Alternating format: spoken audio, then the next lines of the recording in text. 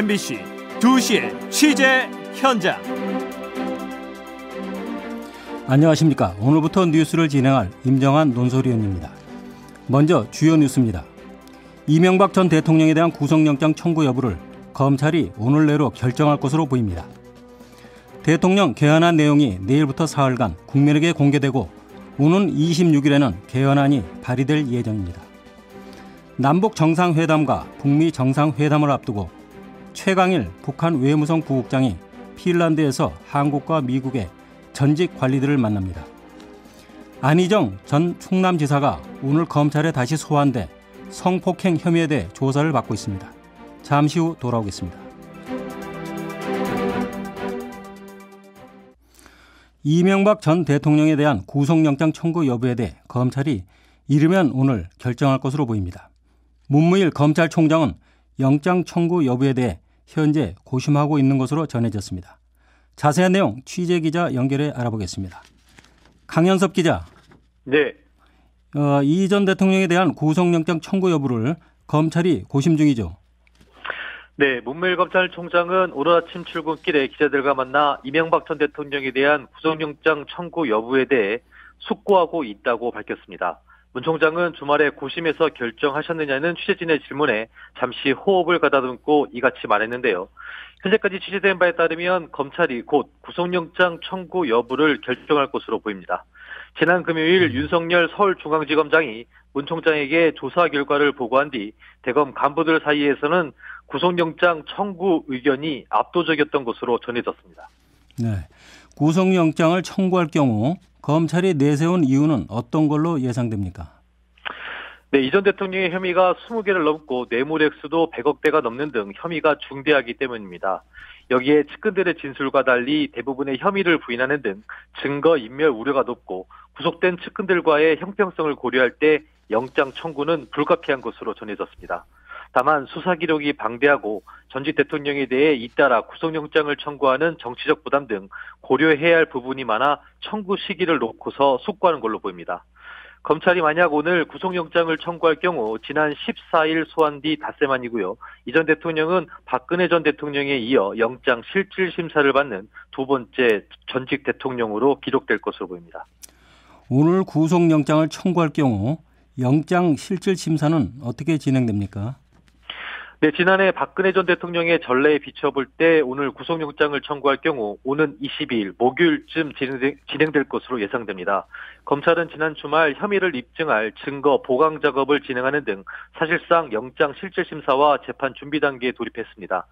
이 전 대통령 측도 영장 실질심사를 비롯해 기소 후 재판 과정에서 혐의 내용을 소명하는 방향으로 대비하는 걸로 알려졌습니다. 네, 이외에도 이 전 대통령 혐의가 새롭게 드러난 것도 있죠. 네, 그렇습니다. 오늘 아침에 제기됐는데요. 이 전 대통령이 지난 2007년 대선을 앞두고 불교계 인사로부터 2억 원을 받은 정황을 검찰이 포착해 수사 중입니다. 검찰은 지난 2007년 12월 대선 직전에 능인선언 주지 지광 스님이 김백준 전 기획관을 서울 모처에서 만나 2억 원을 건넨 것을 확인했습니다. 검찰은 김 전 기획관이 이 전 대통령의 지시를 받고 지광 스님을 만난 자리에서 지광 스님이 불교대학 설립에 편의를 봐달라는 청탁과 함께 돈을 건넨 것으로 보고 있습니다.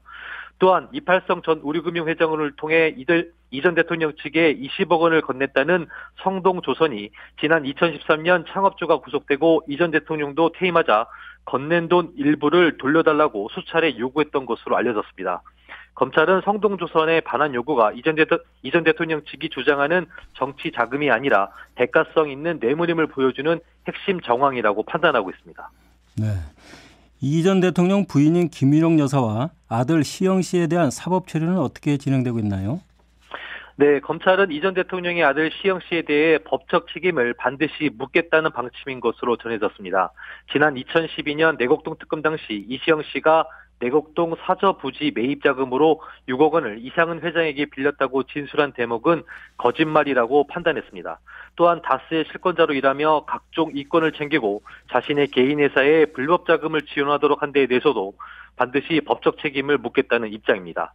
다만 김윤옥 여사가 사용한 것으로 드러난 다스 법인카드 약 4억 원에 대해서는 김 여사에게 별도의 혐의를 적용하기보다는 이 전 대통령의 다스 자금 횡령 혐의에 포함시킨다는 방침입니다. 지금까지 서울중앙지검에서 전해드렸습니다. 네, 강연섭 기자입니다. 문재인 대통령이 오는 26일 대통령 개헌안을 발의할 수 있도록 준비하라고 지시했습니다. 이에 따라 청와대는 내일부터 사흘간 대통령 개헌안의 내용을 국민에게 공개합니다. 이재훈 기자가 보도합니다. 문재인 대통령이 대통령의 헌법 개정안을 오는 26일에 발의할 수 있도록 준비에 만전을 기할 것을 지시했다고 진성준 청와대 정무기획비서관이 오늘 밝혔습니다. 문 대통령은 당초 22일부터 28일까지의 해외 순방 일정을 감안해 귀국 후에 발의하는 방안을 검토했습니다. 하지만 더불어민주당이 헌법에 명시된 국회 심의기간 60일을 보장해달라는 요청을 함에 따라 발의 시점을 26일로 정했습니다. 이에 따라 문 대통령은 해외 순방 기간 중 전자결제로 개정안을 결제할 것으로 보입니다. 청와대는 헌법 개정안에 대한 국민의 이해를 높이기 위해 개헌안을 분야별로 나눠 4월에 걸쳐 공개하기로 했습니다. 내일은 헌법의 전문과 기본권에 관한 사항을, 모레는 지방 분권과 국민 주권에 관한 사항을, 22일에는 정부 형태 등 헌법기관의 권한과 관련된 사항을 공개할 예정입니다. 문 대통령은 마지막까지 국회에 합의를 존중할 것이라는 입장을 밝히면서 국회가 신속하게 논의하고 합의해 줄 것을 재차 당부했습니다. MBC 뉴스 이재훈입니다. 문재인 대통령의 개헌안 발의 계획에 대해 더불어민주당 추미애 대표는 이제는 발의를 위한 마지막 협상과 결단만 남았다고 밝혔습니다. 반면 자유한국당 김성태 원내대표는 관제 개헌이라는 본질은 달라지지 않고 개헌은 개헌이고 지방선거는 지방선거라며 6월 개헌투표 반대 입장을 거듭 확인했습니다. 바른미래당 김동철 원내대표는 분권과 협치의 시대 정신이 반영돼야 한다며 분권형 대통령제를 요구했고, 정의당 이정미 대표는 한국당이 개헌 저지선을 확보한 상황에서 대통령의 단독 발의는 개헌 중단 가능성이 크다고 주장했습니다. 임정환 앵커가 진행하는 2시의 취재 현장 듣고 계신 지금 시각은 2시 7분, 서울지방 현재 기온 10도입니다. 북한의 최강일 외무성 부국장이 핀란드에서 한국과 미국의 전직 관리들을 만납니다. 남북 정상회담과 북미 정상회담을 앞두고 탐색전이 될 이른바 1.5 트랙의 대화가 성사될 것으로 보입니다.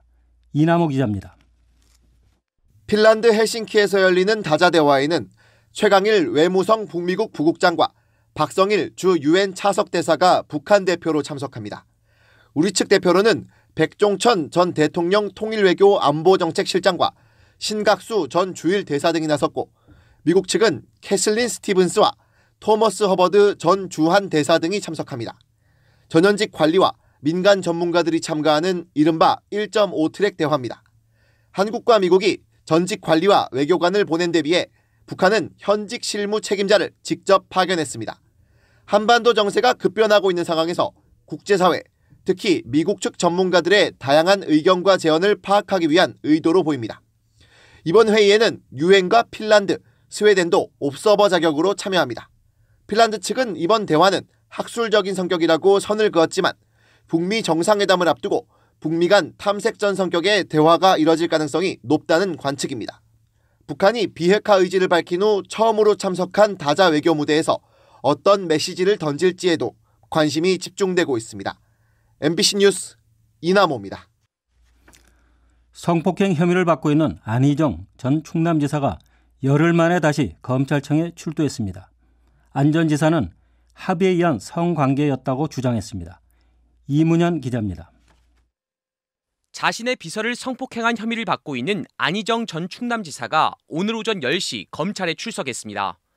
취재진 앞에 선 안 전 지사는 피해자들에게 사과를 하면서도 합의에 의한 관계라고 강조했습니다. 성관계의 강제성을 인정하냐는 취재진들의 질문엔 즉답을 피했습니다. 안 전 지사는 검찰 조사에 충실히 임하고 그에 따른 사법 처리도 달게 받겠다고 밝힌 후 검찰로 들어갔습니다. 안 전 지사에 대한 검찰의 오늘 조사는 두 번째 성폭력 피해 여성 A씨의 고소인 조사 결과를 토대로 이뤄질 것으로 보입니다.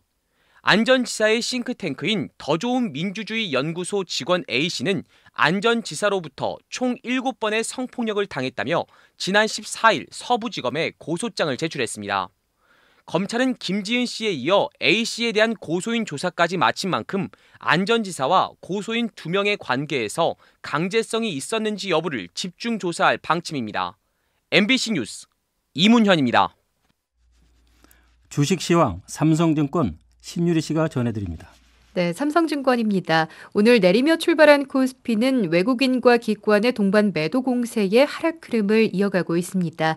지난 주말 뉴욕 증시는 주요 경제 지표가 호조를 보인 가운데 3대 지수 모두 상승하며 장을 마쳤습니다. 시가총액 상위 종목에서는 네이버와 BJF 리테일이 2% 넘게 밀리고 있고 롯데쇼핑과 아모레지도 약세 흐름을 이어가고 있습니다. 반면 SK하이닉스와 현대제철은 상승세를 보이는 가운데 업종별 로는 대부분 내리고 있고 운수장비, 증권업의 하락이 눈에 띄고 있습니다. 이 시각 현재 코스피는 지난주보다 12.38포인트 하락한 2481.59포인트를, 코스닥 지수는 8.35포인트 내린 886.08포인트를 기록하고 있습니다. 지금까지 삼성증권이었습니다.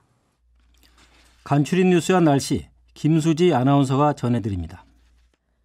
가수 조용필 씨와 이선희 씨가 다음 달 초 평양에서 열릴 우리 예술단 공연에 출연합니다. 가요계에 따르면 두 가수는 윤상이 이끄는 예술단의 평양 공연에 참가하며 윤도현과 백지영 씨 측에도 출연 요청이 간 것으로 확인됐습니다. 우리 예술단의 평양 공연을 위한 남북 실무 접촉은 내일 판문점 북측 지역 통일각에서 열립니다. 지난 17일 중국 전국인민대표대회에서 시진핑 중국 국가주석이 재선출되던 당시 베이징에 내렸다던 서설이 사실 인공눈인 것으로 밝혀졌습니다. 베이징 기상국은 중국판 SNS 웨이보를 통해 17일 아침 창핑구 다에이산 일대에서 인공증설 작업을 진행했다고 밝혔습니다. 당시 중국 중앙TV는 시 주석이 전인대에서 2,970표 만장일치 찬성으로 국가주석에 재선출된 소식을 전하면서 약속처럼 서설이 베이징에 내렸다고 전했었습니다. LPGA 투어 파운더스컵에서 우리나라의 박인비가 우승을 차지했습니다. 날씨입니다. 오늘은 강원도와 충청 그리고 남부지방을 중심으로 비가 오다가 저녁부터 차츰 그치겠습니다. 오늘 낮 기온은 서울 11도 등 전국이 7도에서 15도로 어제보다 2도에서 7도가량 떨어지겠습니다. 기상청은 내일부터는 찬바람이 더 강하게 불면서 2, 3일간 꽃샘추위가 이어지겠다고 예보했습니다. 현재 경북 동부에는 강풍주의보가, 동해 남부바다에는 풍랑주의보가 내려져 있습니다. 오늘 2시에 취재 현장 마칩니다. 감사합니다.